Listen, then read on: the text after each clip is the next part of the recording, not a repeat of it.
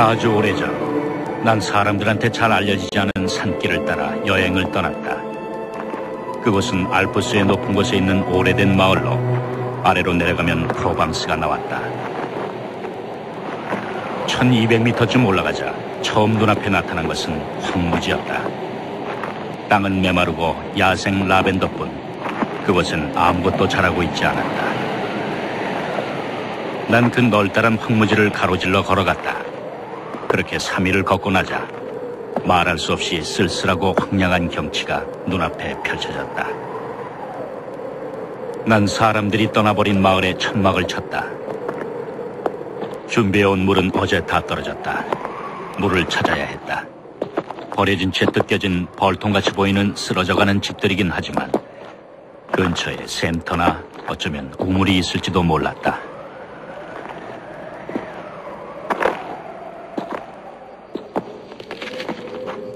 샘터가 보였다. 그러나 말라 있었다.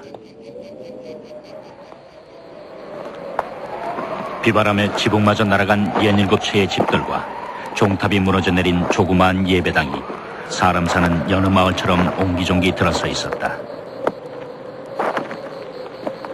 하지만 아무도 없었다.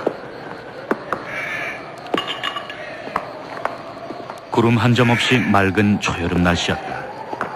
그러나 버려진 이 산속 마을엔 바람이 사납게 쌩쌩 불고 있었다.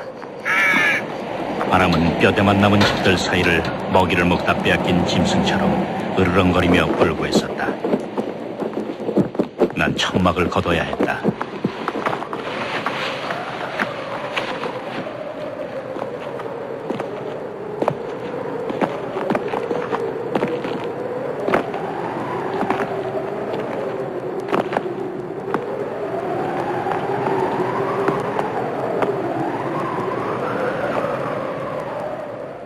다섯 시간이나 걸었지만 어디에도 물은 보이지 않았다. 아니, 있을 것 같은 흔적조차 보이지 않았다. 어느 곳이나 모두 메말라 있었다. 여기도 라벤더만이 자라고 있었다.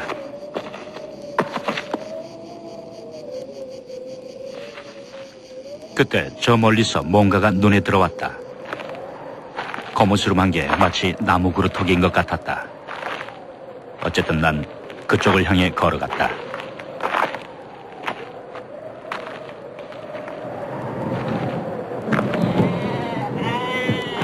양치기였다. 곁에는 30마리쯤 되는 양들이 마른 풀 위에서 쉬고 있었다.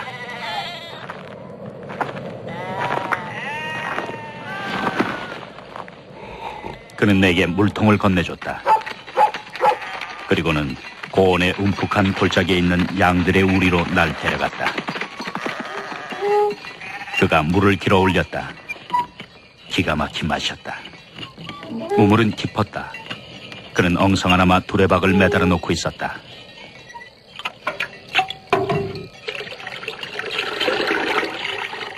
그는 말이 없었다. 혼자 사는 사람들이 대부분 그렇듯이. 그러나 왠지 자신감에 차 있는 사람이란 느낌이 들었다. 하지만 황량한 그곳에선 어쩐지 이상하게 느껴졌다. 그는 오두막이 아니라 돌로 만든 집다운 집에서 살고 있었다. 벽을 보니 그가 이 집을 다시 세우느라 얼마나 고생했는지 알 것 같았다. 지붕은 아주 튼튼해 보였다. 그 위에선 바람소리도 밀려온 파도처럼 잠잠해졌다. 집안은 아주 깨끗했다. 엽총과 그릇들은 잘 닦여져 걸려 있었고 난로에선 수프가 끓고 있었다. 그는 말끔히 면도도 하고 있었다. 그의 옷은 단추 하나 달랑거리지 않았으며 기운 자국이 보이지 않을 정도로 꼼꼼하게 잘 꿰매져 있었다.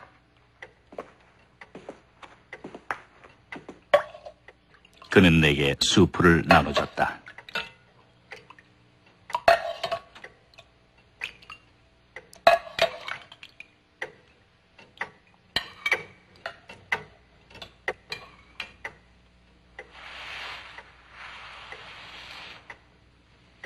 식사 후 난 그에게 담배를 권했다.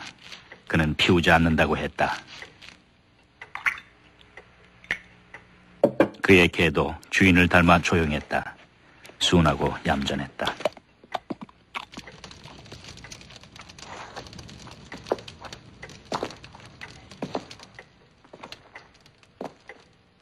그는 내게 하룻밤을 묵도록 해주었다. 가장 가까운 마을도 이틀이나 걸어가야 나온다고 했다. 그 지역에 드문드문 박혀있는 마을들의 사정에 대해 난 잘 알고 있었다. 길이 끊기면서 나타나는 하얀 참나무 숲속 여기저기에 4-5개쯤 되는 마을들이 산비탈 위로 흩어져 있었다. 마을 사람들은 수출 구워 먹고 살았다. 모두 가난했다. 여름이나 겨울이나 살을 내는 모진 추위는 견디기 힘든 것이었다. 게다가 고립감은 그들의 삶을 더욱 비참하게 만들었다. 탈출구는 없었다. 탈출코자 하는 욕망은 무서운 야망이 되었다. 남자들은 수출 구워 도시로 갔다가 집으로 돌아왔다. 착실하게 살던 이들도 끔찍한 현실 앞에 무너졌다. 여자들은 분노로 가득 차 있었다. 그들은 모든 것에 경쟁을 했다. 수출 파는 것에서 교회에 가는 일까지 좋은 일이든 나쁜 일이든 더 잘하기 위해, 칭찬이든 비난이든 더 받기 위해 서로 끊임없이 싸웠다. 게다가 늘 바람이 불었다. 바람은 사람들의 정신을 갉아먹었다. 자살하는 사람들, 미쳐서 살인을 저지르는 이들이 전염병처럼 번졌다.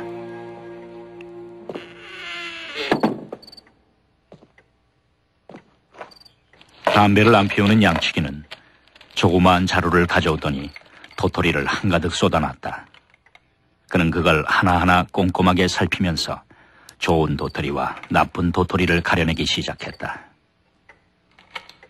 담배를 피우고 있던 내가 도와주겠다고 했지만 그는 자신의 일이라고 말했다. 하긴 그가 그처럼 꼼꼼하게 가려내는 걸 본 난 더 이상 고집을 부리지 않았다.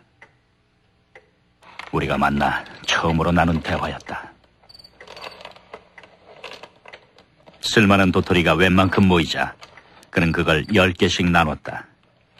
그러면서 다시 그 도토리들을 눈앞에 들어 살펴보면서 너무 작거나 흠이 난 것들을 또 가려냈다.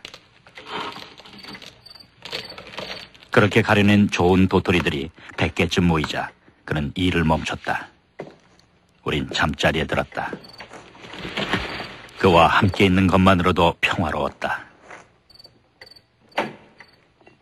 이튿날 아침, 난 하루 더 그의 집에 머물러도 괜찮겠냐고 물었다. 그는 당연하다는 듯 받아들였다. 아니, 오히려 어떤 일에도 결코 방해받지 않는 것 같아 보였다. 사실 난 하루 더 쉬어야 할 정도로 지쳐있지 않았다. 하지만 난 그에 대해 호기심이 생겼다.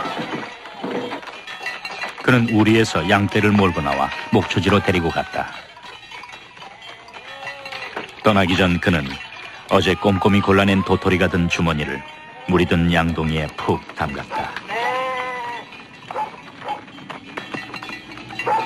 그의 지팡이가 눈에 띄었다. 두께가 내 엄지만한 쇠막대기로 길이는 내 어깨쯤 되어 보였다.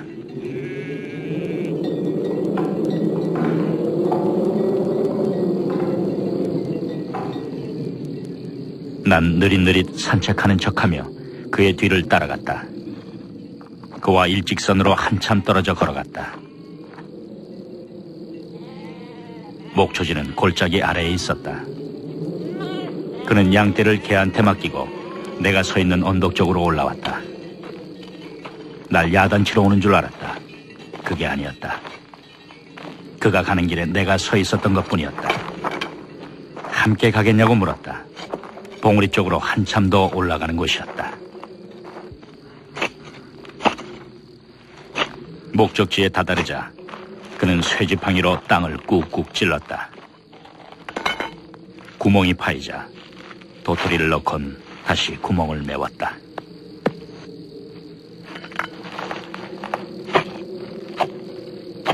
참나무를 심고 있었던 것이다. 난 그의 땅이냐고 물었다. 아니라고 했다. 주인을 아느냐고 물었다. 모른다고 했다. 아마도 공유지거나 주인이 있는데 그냥 버려두고 있는 땅인 것 같다고 했다. 그는 그런데 무관심했다. 그는 도토리 배가를 하나하나 정성스럽게 심어나갔다.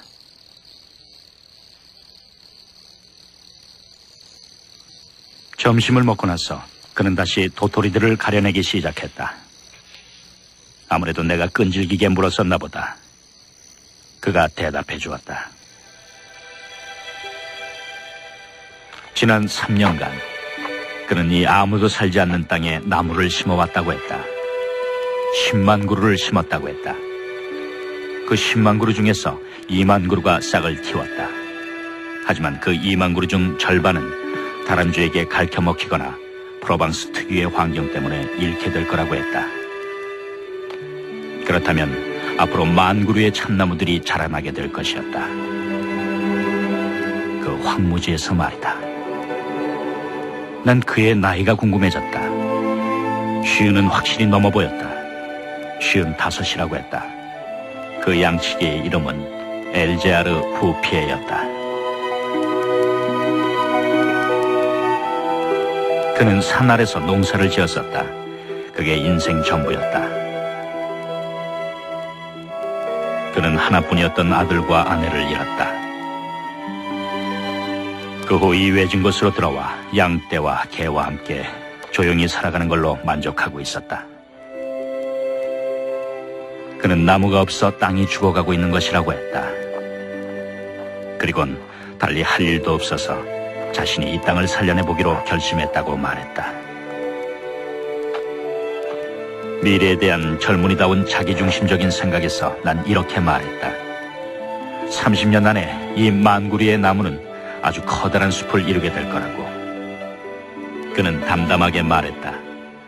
앞으로 30년을 더 살게 된다면 이 1만 그루 따윈 바닷물에 떨어뜨린 물 한 방울에 지나지 않을 정도로 더 많은 나무를 심어 나갈 것이라고. 그는 진작에 너도 밤나무도 심어두었다.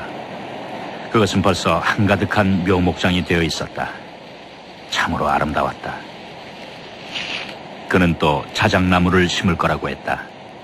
골짜기 아래쪽은 땅 위에 습기가 조금 남아있다는 것이다. 다음 날 우린 헤어졌다. 이듬해인 1914년 1차 세계대전이 일어났다. 난 전쟁터에서 5년을 보냈다. 병사였던 난 나무에 대해 생각할 겨를이 없었다.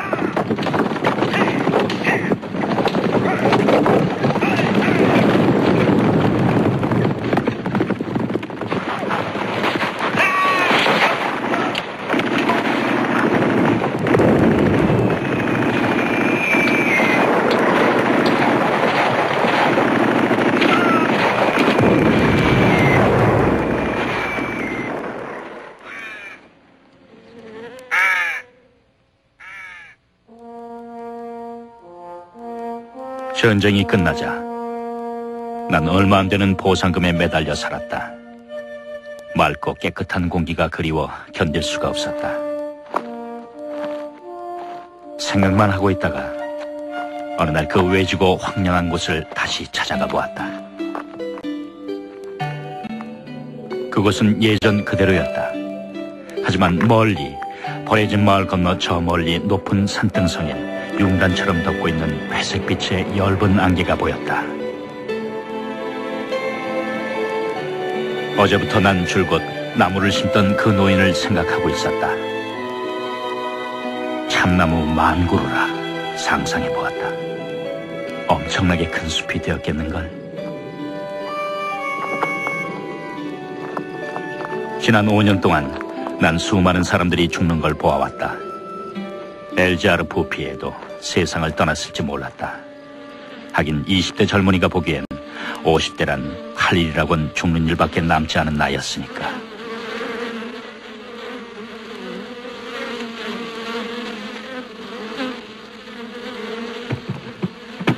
하지만 그는 살아있었다. 하는 일도 그대로였다. 양은 4마리밖에 안 남았지만 대신 벌통을 100개 이상이나 치고 있었다. 그는 양들이 나무에 피해를 줘 팔아버렸다고 했다. 전쟁도 그를 막지는 못했다. 그는 조용히 나무만을 심어왔다는 것이다. 1910년에 심었던 참나무들은 10년이 지난 지금 노인이나 나보다도 크게 자라 있었다. 난 그 멋진 모습에 넋을 잃고 말았다. 여전히 그는 말이 없었다. 우리는 하루 종일 아무 말 없이 숲속을 거닐었다. 세 구역으로 이루어진 숲은 가로가 1100km, 세로는 3km쯤 됐다. 아무런 기술이나 기계의 도움 없이 오직 양치기 노인의 영혼과 손에 의해 이런 숲이 이루어진 것으로 보아 이 노인은 하느님만큼이나 능률적으로 일할 줄 아는 사람임이 틀림없다는 생각이 들었다. 그는 자신의 꿈을 이루었다. 내 어깨 높이로 자라난 끝없이 널리 펼쳐져 있는 너도 밤나무들이 바로 그 증거였다. 참나무들은 단단해서 다람쥐들의 이빨을 잘 견뎌냈다. 이 숲을 없애려면 프로방스에 넘는 회오리바람이라도 불어야만 할 것 같았다. 그는 자그마한 5년생 자작나무 숲으로 날 데려갔다. 내가 베르당에서 싸우고 있던 1915년에 심은 것들이었다. 땅 표면에 습기가 있을 거라고 그가 생각했던 바로 그곳에 심어져 있었다. 자작나무들은 마치 아이들처럼 부드럽고 씩씩했다. 숲은 자연의 순리를 따라 자라고 있는 것 같았다. 그는 걱정하지 않았다. 그저 꾸준히 나무만을 심을 따름이었다. 마을을 거쳐 아래로 내려가자 물이 흐르고 있는 것이 보였다. 언제나 메말라 있었던 시내였다. 그것은 내가 이 산에 올라와 본 것 중 가장 소중한 숲이 내린 선물이었다. 아주 오래전 이 시내에는 물이 가득 흘렀었다. 앞에서 말했던 그 비참한 마을들엔 아직도 로마 시대 마을의 유적들이 남아있었다. 그곳을 발굴하던 고고학자들은 낚싯바늘을 발견했다. 하지만 20세기 사람들은 물을 얻기 위해 무언가를 짓거나 만들어야만 하게 되었다. 바람은 시들을 널리 퍼뜨렸다. 시냇물이 흐르기 시작하자 버드나무가 갈대가 초원과 들과 꽃들이 살아나기 시작했다. 하지만 변화는 아주 서서히 일어나 마치 늘 그래왔던 것 같았다. 산토끼나 멧돼지를 잡으러 들어왔던 사냥꾼들도 어린 나무들이 울창하게 자라고 있는 것을 보았다.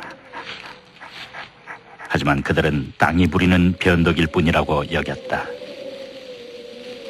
그래서 노인의 숲은 그대로 있을 수 있었다. 사람이 한 일이라는 걸 알았다면 그대로 두지 않았을 것이다. 하지만 대체 누가 의심했었겠는가? 마을 사람들이나 관리들 중 그 누가 이렇듯 고집스럽게 선한 일을 하는 사람이 있을 거라고 상상했겠는가?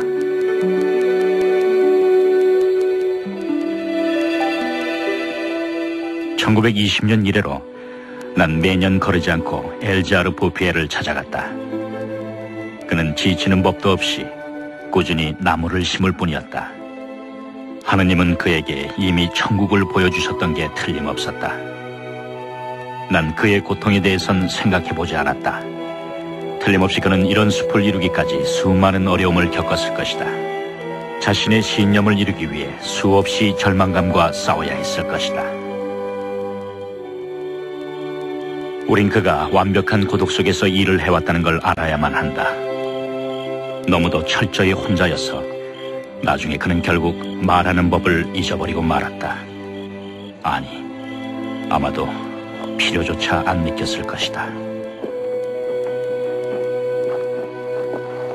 1933년 삼림 감독관이 놀란 얼굴로 찾아왔다. 산에서 불을 피우면 안 된다는 명령이 내려왔다며 자연이 내린 숲을 해칠 것이기 때문이라고 했다. 아무것도 모르는 이 순진한 감독관은 숲이 스스로 생겨난 건 처음 봤다며 감탄했다.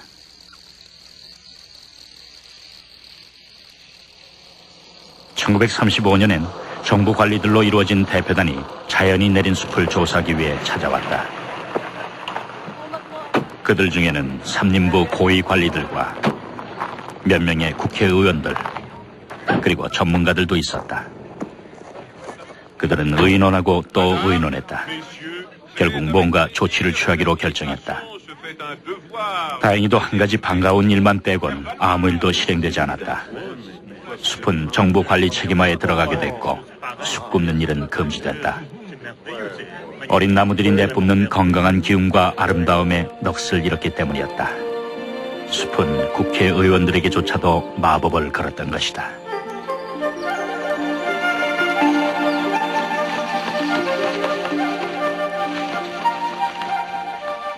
그 정부 대표단 관리 중 내 친구 한 명이 있었다. 난 숲의 비밀에 대해 말해주었다.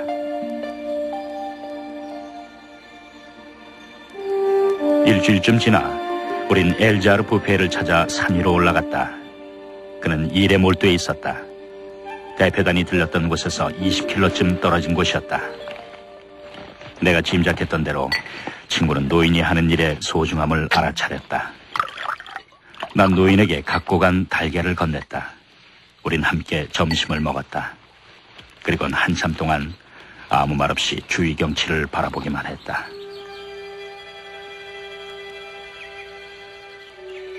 언덕을 올라갔다. 그곳은 우리 키의 4배 정도로 자라난 나무들로 덮여 있었다. 1913년 당시 모습이 생각났다. 황무지였었다. 그러나 꾸준한 노동, 산 위의 맑은 공기, 소박한 생활, 무엇보다도 노인의 평온한 영혼 덕분에 그는 자신이 이루고자 했던 모든 걸 얻을 수 있었던 것이다. 그는 신이 내린 일꾼이었다. 얼마나 더 나무를 심을 계획인지 알 수 없었다. 숲을 떠나면서 친구는 그 땅에 가장 잘 맞는 나무 종류에 대해 가볍게 조언했다. 하지만 강요하진 않았다. 산을 내려오면서 그가 말했다. 노인이 나보다 훨씬 더 잘 알고 있더군. 줄곧 생각하고 있었던 듯 1시간쯤 후 그가 또 말했다. 그는 이 세상 누구보다도 잘 알고 있어. 인생을 행복하게 살 수 있는 방법을 말이야. 이 친구 덕분에 숲뿐만 아니라 엘자르 부페의 노인의 행복도 지켜질 수 있었다. 단 한 번 위험했던 적이 있었다. 1939년 2차 세계대전 때였다.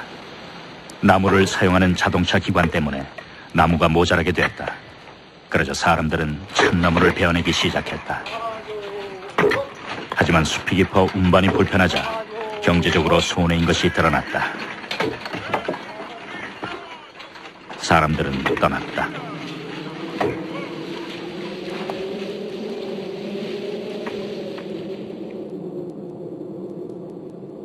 하지만 노인은 아무것도 몰랐다. 1914년에도 그랬다. 이번에도 전쟁이 아랑곳하지 않고 숲속에서 조용히 일할 뿐이었다.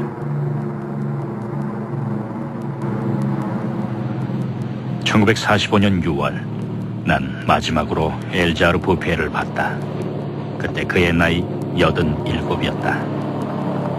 난 옛날엔 황무지였던 그곳을 다시 찾아 나섰다. 전쟁이 남기고 간 혼란에도 불구하고 그곳엔 듀랑 골짜기와 산 사이를 오가는 버스가 있었다. 버스가 너무 빨리 달려서 그런 탓인지 내가 옛날에 처음 왔을 때 걸었던 길을 더 이상 알아볼 수가 없었다. 마을 이정표를 보고 나서야 비로소 그토록 황량했던 바로 그곳에 내가 와 있다는 사실을 깨달았다.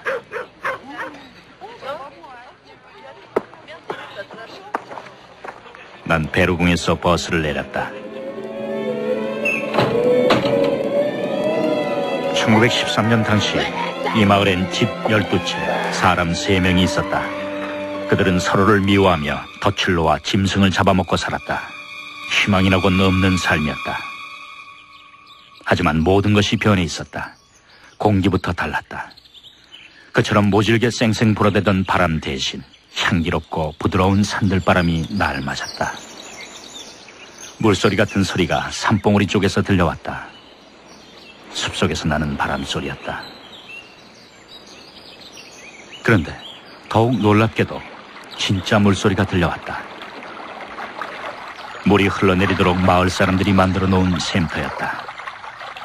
그 곁엔 너무나도 감동스럽게도 보리수가 심어져 있는 게 보였다. 그건 마치 부활의 상징과도 같았다.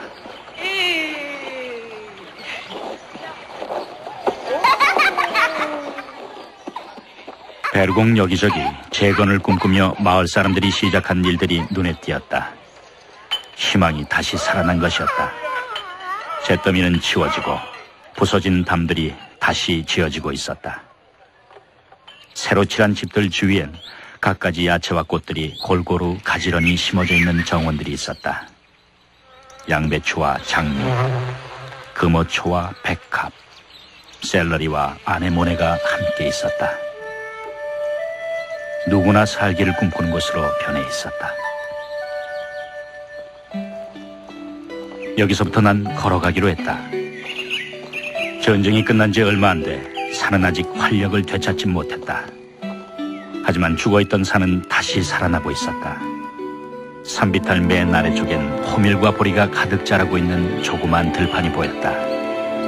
산골짜기 사이론 파릇파릇한 풀밭이 보였다.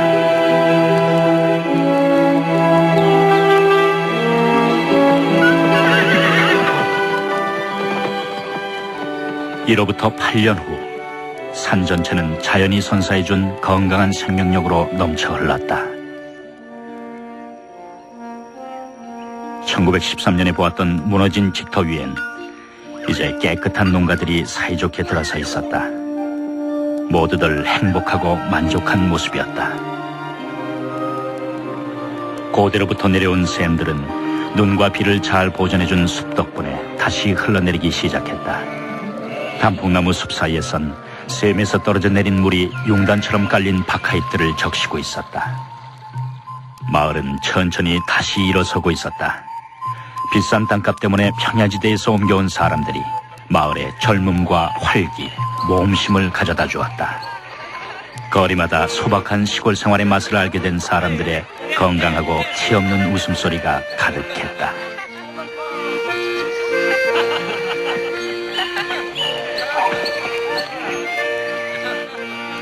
옛날부터 이곳에 살아왔지만 지금은 새 사람처럼 달라진 마을 사람들과 새 이주자들까지 합치면 10,000명 이상의 사람들이 엘자르 부피의 덕분에 행복을 되찾은 것이었다. 자신의 영혼과 몸 밖에는 아무것도 없었던 한 남자가 그 황량했던 대지를 이런 약속의 땅으로 바꾸어 놓은 걸 생각하면 그의 인생은 너무나도 멋진 것이었다. 이 모든 걸 가능케 한 그의 신념과 인내, 그리고 아낌없는 영혼을 생각할 때마다 내 가슴은 그 노인을 향한 말할 수 없는 존경심으로 가득 차오른다. 그는 오직 10만이 해낼 수 있는 일을 스스로 해냈던 것이다. 엘자르 부피에는 1947년 반홍에서 평화로이 눈을 감았다.